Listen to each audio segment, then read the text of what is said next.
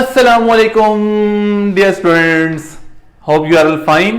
कैसे गुजर रहे हैं आप लोगों के जनाब टेस्ट? जो राउंड टेस्ट स्टार्ट हो गए हैं सभी कॉलेजेस के अंदर, लगी है ना वार्ड। मैंने कहा था पहले पढ़ लो, नहीं पढ़े ना लॉकडाउन के अंदर, तो अब 2 टेस्ट सेशन आ गए हैं। लेकिन कोई बात नहीं, परेशान होने की जरूरत नहीं है, सर्वकाश है ना आपके लिए लेके आ रहे हैं ऑनलाइन लेक्चर एकदम बढ़िया करके। तो जरूर देखते रहें, दोस्तों को भी बताएं सर्वकाश के बारे में। तो लास्ट टॉपिक में हमने पढ़ा था electric flux through a closed surface enclosing a charge at its centre. Now today we are going to discuss Gauss law. Gauss law की फर्स्ट एप्लीकेशन मैं नहीं करवा रहा, लॉन्ग क्वेश्चन यहां पर डिस्कस करवा रहा हूं। गाउस लॉ की सेकंड एंड थर्ड एप्लीकेशन हम यहां पर डिस्कस करेंगे। तो at first Gauss law and it's second application long question की वजह से बड़ी इंपॉर्टेंट आगे पास है। क्वेश्चन जो पॉसिबल आ सकता है वो आ सकता है कि state Gauss law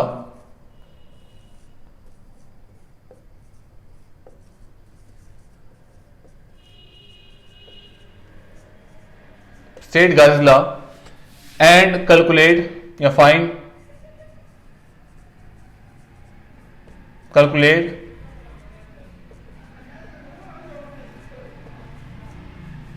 electric field intensity due to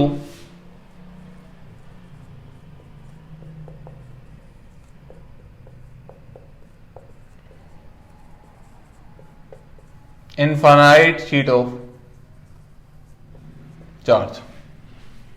तो जनाब ये क्वेश्चन हो सकता है हमारे पास, इलेक्ट्रिक फील्ड इंटेंसिटी जो है वो फाइंड आउट करें एक इनफाइनाइट शीट ऑफ चार्ज की वजह से। तो सबसे पहले गाउस लॉ को मैं बताता हूं, फिर बताता हूं कि इनफाइनाइट शीट ऑफ चार्ज ही क्यों लिया हमने, कोई और चीज क्यों नहीं ली हमने, इसकी भी रीजन बताता हूं आपको। तो एट फर्स्ट आप लोगों ने क्या करना है, गाउस लॉ आप लोगों ने स्टेट करना है।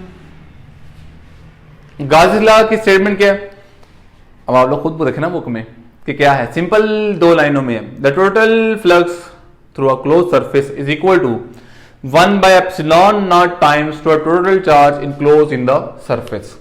ये उसकी स्टेटमेंट है। हमारे पास एक इस तरह की शेप बनी हुई है उसके अंदर, बुक के अंदर, लेट मी से दिस शेप, और इसके अंदर बहुत सारे चार्जेस हैं। लेट मी से Q1 है, Q2 है, Q3 है and up to so on this is Qn। बहुत सारे चार्जेस के अंदर इनक्लोज हैं। तो गाउस लॉ ये कहता है कि टोटल फ्लक्स जो है that is equal to 1 by epsilon naught times into total charge enclosed by surface. तो ये इसकी स्टेटमेंट है। अब स्टेटमेंट को समझें। स्टेटमेंट को समझने के लिए आपको प्रीवियस लेक्चर का कॉन्सेप्ट क्लियर होना बहुत जरूरी है। देखें, इसका अगर हम प्रूफ की बात करें, you know it very well कि प्रीवियस लेक्चर में हमने डिस्कस किया था, अगर हमारे पास एक क्लोज सरफेस है और इसके सेंटर पे एक चार्ज इनक्लोज है, तो हमने कहा था इसका फ्लक्स जो है that is flux is equal to 1 by epsilon into charge Q। याद है ना ये वाला। अब गाउस ने कहा भाई जो हमारे पास एक चार्ज होता है, चार्ज के पास जो फील्ड होता है, इलेक्ट्रिक फील्ड लाइन में देखा होगा आपने, वो स्फीयर की फॉर्म में होता है। तो बच्चे समझ रहे हैं ना मेरी बात? जो चैप्टर नंबर 12 के पेज नंबर 6 और 7 पे लिखा हुआ है, नहीं पढ़ा हुआ तो भाई देख लो ना उसको। एक हमारे पास चार्ज के अराउंड फील्ड जो है स्फेरिकल होता है। सो इन्होंने कहा कि भाई एक गाउसियन सरफेस बनाए। गाउसियन सरफेस क्या, imaginary, and that is using the concept of the electric field lines, electric field of force, कि हमारे पास इसके अराउंड जो फील्ड होगा that is spherical like this. इसके अराउंड जो फील्ड होगा दैट इज स्फेरिकल। इसके अराउंड जो फील्ड होगा दैट इज स्फेरिकल। इसके अराउंड जो इसका फील्ड होगा दैट इज स्फेरिकल। तो अब हमारे पास इसका अगर हम इसके इस पूरे रीजन के अंदर फ्लक्स देखें बाय दिस इक्वेशन, इसका फ्लक्स क्या होगा, फ्लक्स 1 by epsilon Q1। इसका फ्लक्स क्या होगा, फ्लक्स 2 1 by epsilon Q2। इसका फ्लक्स होगा flux N 1 by epsilon Qn। और पूरी सरफेस का फ्लक्स क्या होगा, जारी बात है हर चार्ज की वजह से फ्लक्स को ऐड करते हैं। तो फ्लक्स टोटल क्या होगा, flux 1 plus flux 2 plus up to so on plus flux n। अब फ्लक्स 1 की वैल्यू क्या है, फ्लक्स 1 की वैल्यू है 1 बाय एप्सिलॉन q1, फ्लक्स 2 की वैल्यू क्या है 1 by epsilon q2, flux n की वैल्यू क्या है plus 1 by epsilon charge qn। पूरी इक्वेशन में देख रहे हैं एक चीज वर्डिंग कॉमन, एक चीज कॉमन आ रही है, वर्डिंग कह रहा हूं सॉरी, एक वैल्यू कॉमन आ रही है, that is flux total 1 by epsilon inside q1 plus q2 plus up to so on plus qn। देखो अगर ये चार्ज है 2 माइक्रो कूलम का, ये है 4 का, ये है 6 का और ये है 8 का, तमाम को ऐड करें तो क्या बन जाएगा, टोटल चार्ज सरफेस के अंदर enclosed by the surface. So this is the total charge enclosed by the surface. It can be written as 1 by epsilon into total charge q, where q is the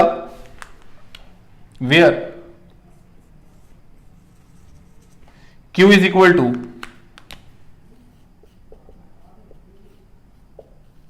total charge enclosed by surface, enclosed by the surface। तो जनाब ये है सारा Gauss law जो मैंने आपको समझाया। अब आते हैं इसकी तरफ, electric field intensity due to infinite sheet of charge. अब यहां एक और बात समझिए, गाउस लॉ की एप्लीकेशन क्या है, गाउस लॉ करता क्या है, तो जनाब गाउस लॉ करता यही है, इलेक्ट्रिक फील्ड इंटेंसिटी कैलकुलेट करता है, कैलकुलेट इलेक्ट्रिक फील्ड इंटेंसिटी। तो ये गाउस लॉ का काम है, ये एज एन एमसीक्यू भी आ सकता है। अब इनफाइनाइट शीट ऑफ चार्ज क्यों पढ़ रहे हैं, इनफाइनाइट का मतलब क्या है, इनफाइनाइट का मतलब बहुत ही बड़ी चीज, बहुत ही बड़ी कितनी, चार्ज के लिहाज से देखें तो ये जो मेरा जो आपको पाम नजर आ रही है, ये भी चार्ज के लिए इनफाइनाइट शीट है। अब हम ये पढ़ क्यों रहे हैं इनफाइनाइट शीट, एक्चुअली हमने इस चैप्टर में जाके आगे पढ़ना है कैपेसिटर को, और कैपेसिटर में 2 पैरेलल प्लेट्स होती हैं, इसलिए आप पढ़े पहली सेकंड एप्लीकेशन पढ़े इनफाइनाइट शीट ऑफ चार्ज की, दूसरी आप इसकी एप्लीकेशन पढ़ेंगे 2 oppositely charge parallel plates, actually that is the formation of capacitor. तो ये सारी रीजन है इसकी हम क्यों पढ़ रहे हैं, क्योंकि हमारे टॉप सिलेबस के अंदर कैपेसिटर आने वाला है। तो नाउ अब चलते हैं हम इनफाइनाइट शीट ऑफ चार्ज की वजह से electric field intensity, infinite sheet of charge और उसकी इलेक्ट्रिक फील्ड इंटेंसिटी। बड़ा आसान सा टॉपिक है, मुझे मुश्किल नहीं है। और गाउसियन सरफेस का कॉन्सेप्ट होना जरूरी है। गाउसियन सरफेस क्या है, इमेजिनरी क्लोज सरफेस, उसकी 2-3 रिक्वायरमेंट्स हैं जो कि इसके प्रीवियस पेज पे पैराग्राफ है वहां पे लिखी हुई है कि गाउसियन सरफेस क्लोज होनी चाहिए और ऐसी होनी चाहिए कि जिसमें इजीली फ्लक्स कैलकुलेट हो सकता हो, 2 रिक्वायरमेंट होगी। तीसरी रिक्वायरमेंट कि वो क्या थी, हाँ पहली क्या बताई, पहली मैंने बताई कि क्लोज होनी चाहिए, दूसरी फ्लक्स इजीली कैलकुलेट हो सकता हो, तीसरी रिक्वायरमेंट उस पॉइंट में से पास करे जहां पे हमने इलेक्ट्रिक फ्लक्स फाइंड आउट करना है। तो ये 3 रिक्वायरमेंट्स हैं गाउस लॉ की, गाउसियन सरफेस की। तो electric field intensity due to infinite sheet of charge, electric field intensity due to infinite sheet of charge,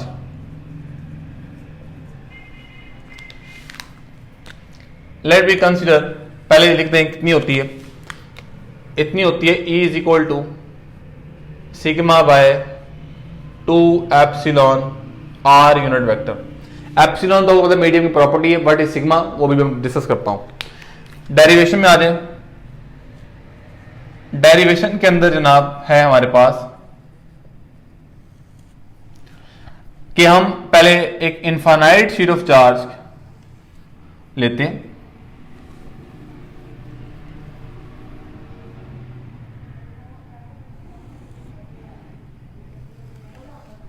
ये हमारे पास एक शीट है,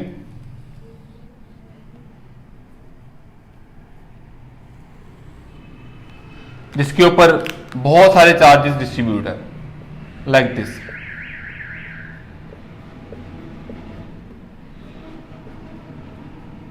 इसके ऊपर ये सारे चार्जेस डिस्ट्रीब्यूट है,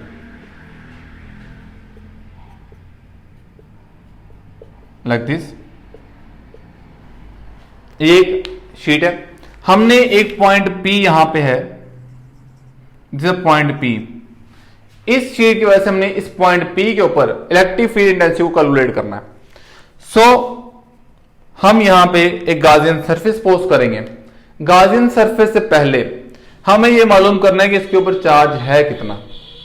देखिए हमारे पास चार्ज एक बहुत ही छोटा पार्टिकल है जो हम नेकेड आई से नहीं देख सकते, इजिली हम नहीं व्यू कर सकते, लेकिन हमें जानना है कि इसके ऊपर चार्ज कितना है। चार्ज की एक प्रॉपर्टी है, पहले आप ये समझिए एक रॉड है आपके पास, ये एक रॉड है, कितना लेंथी रॉड है, मैं कहता हूं कि ये 1000 मीटर लेंथी रॉड है। जैसे आपके पास इलेक्ट्रिकल वायर जा रही होती है, ये वायर ही है, 1000 मीटर लंबी वायर है। अगर मैं इसको बैटरी लगाता हूं, इसके ऊपर चार्जेस की प्रॉपर्टी क्या है, चार्ज जो है वो यूनिफॉर्मली डिस्ट्रीब्यूट होता है। मतलब आप देख रहे हैं कि यहां पे भी हर चार्ज एक दूसरे खास फासले पे है, एक खास डिस्टेंस पे है। लेट भी से ये इसके ऊपर चार्जेस आ गए। अब अगर ये 1000 मीटर लंबी वायर है तो मैं क्या पूरी वायर के अंदर जनाब 1 2 3 4 5 6 चार्जेस काउंट करूंगा, फिर आगे पूरा चार्ज निकालूंगा? नहीं। देखिए इसके पता है, मुझे पता है कि इसके 1 मीटर में इतने चार्जेस हैं। लेट भी से ये मैं इसका 1 मीटर लेता हूं, मुझे पता है ये इसका 1 मीटर है, इसमें इतने चार्जेस हैं। इसका मैं ये वाला लेता हूं हिस्सा, तो इसमें भी उतने चार्जेस होंगे। इसको बोलते हैं charge per unit length, charge per unit, चूंकि ये लॉन्गिट्यूडनल है तो यह है चार्ज पर यूनिट लेंथ। लेकिन ये लेंथ वाइज था, लॉन्गिट्यूडनल था, ये हमारे पास सरफेस है। यहां पे हमारे पास हर एक यूनिट एरिया के अंदर सेम चार्ज होगा, चार्ज पर यूनिट एरिया, उसको बोलते हैं सरफेस चार्ज डेंसिटी। तो at first you have to define कि इस पे चार्ज कितना है। आप बताएंगे कि इसके ऊपर सरफेस चार्ज डेंसिटी जो है, surface charge density that is known by sigma, and sigma is equal to charge per unit area, and here from charge is sigma into A. This is equation number 1. Now we suppose a Gaussian surface in form of a cylinder. हम एक cylinder की form में सोचते हैं। अब cylinder की form में क्यों सोचते हैं? लेट से यहां पे मैंने एक सफेयर बना ली। अब मैंने Gaussian सर्फेस से आपको 3 रिक्वायरमेंट्स बताई थी। क्लोज होनी चाहिए, मैंने यहां पे जनाब ये सर्फेस बना ली पॉइंट P के पास। अब इस सर्फेस बनाने से क्या है, सर्फेस इस प्लेट में से पास हो रही है, इस प्लेट में से पास नहीं हो रही। अच्छा मैं इसको थोड़ा रेज कर रहा हूं क्योंकि मेरी डायग्राम को डिस्टर्ब करेगा। हाँ, अब क्या ये सरफेस में पास हो रही है? नहीं हो रही। अब करना पड़ेगा, इसको एक्सटेंड करना पड़ेगा टू द प्लेट। अगर मैं इसको एक्सटेंड करता हूं, देखें लेट मी से लाइक दिस, मैंने इसको एक्सटेंड किया, मैं यहां तक ले आया। अब क्या क्लोज है? नहीं। अब क्या होगा, अब ना इसको क्लोज भी तो करना है, तो क्लोज बनाने के लिए ये पूरा एक सिलेंडर बन जाएगा लाइक दिस। जैसे कि आप ये सोचें ये प्लेट है, अब हमने इसकी वजह से इस point electric field density find out करनी थी।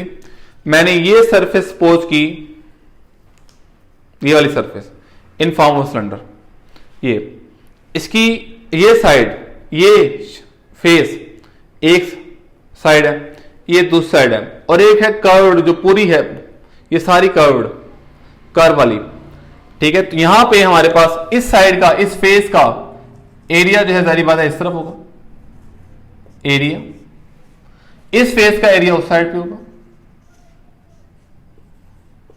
और जो कर्व सरफेस है उस सारी का एरिया कहां होगा? इस तरफ परपेंडिकुलर होगा। मैं इस पूरी गॉसियन सरफेस की इन साइड्स को नाम दे रहा हूं। लेट मी से this side 1, this side 2 and this curve side is 3। अब इलेक्ट्रिक फील्ड लाइन, क्योंकि सारे पॉजिटिव चार्ज है, इधर भी इधर भी, अब पॉजिटिव चार्ज का वो पता है, फील्ड लाइन कहां निकलती है? बाहर की तरफ, इस तरफ लाइक दिस। तो इलेक्ट्रिक फील्ड लाइन जो होंगी हमारे पास इधर से निकलेंगी इस तरफ इलेक्ट्रिक फील्ड लाइन, इधर से निकलेंगी फील्ड लाइन इस तरफ, और इधर नो डाउट यहाँ पे भी होंगी इलेक्ट्रिक फील्ड लाइन। तो यहाँ पे साइड 3 पे एंगल कितना है 90 डिग्री, साइड 2 पे एंगल कितना है 0 डिग्री, साइड 1 पे एंगल कितना है 0 degree. So now total flux through Gaussian surface, total flux through Gaussian surface is given by total flux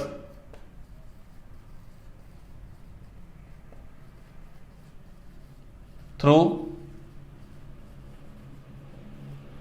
Gaussian surface is given by जी, इसमें से फ्लक्स होगा flux 1 plus flux 2 plus flux 3।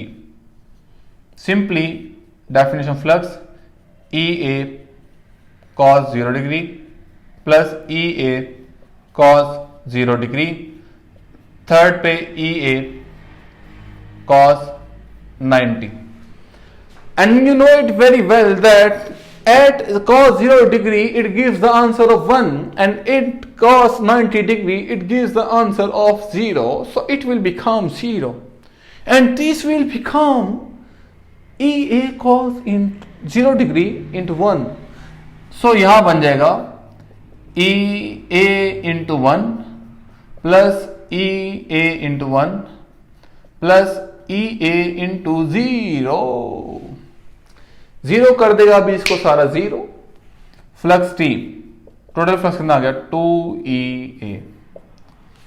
Now by Gauss's law, by Gauss's law, by Gauss's law, flux is equal to 1 by epsilon into total charge Q, put value of flux that is 2EA is equal to 1 by epsilon into Q। देख Q की value sigma है, यहां value put करते हैं, Q की value कहती है sigma into ए। ए जो है वो बोथ साइड कैंसिल हो जाएगा, 2 इधर क्या हो रहा है मल्टीप्लाई हो रहा है भैया, उधर जाके क्या होगा divide, so E will become E is equal to 1 by 2 epsilon naught into sigma. और एक वेक्टर फॉर्म की बात करें, यहां simply you can write this E is equal to sigma by 2 epsilon naught. और in vector form now come towards the vector form of the electric field intensity, we can denote this by using position vector E is equal to sigma by 2 epsilon naught into R unit vector. Now this is the vector form of electric field intensity at a point P. So this is all about the topic electric field due to infinite sheet of charge. तो students I hope कि आप लोगों को ये समझ आ गया वो topic. तो ये सारी बातें थी, बाकी इसमें जो वर्डिंग वगैरह है आप लोग टेक्स्ट बुक से देख लीजिएगा। और मेरे भाइयों एंड स्टूडेंट्स कमेंट करना ना भूलिएगा एंड शेयर करना मत भूलिएगा। I am doing too much effort for you. Thank you, अल्लाह हाफिज़।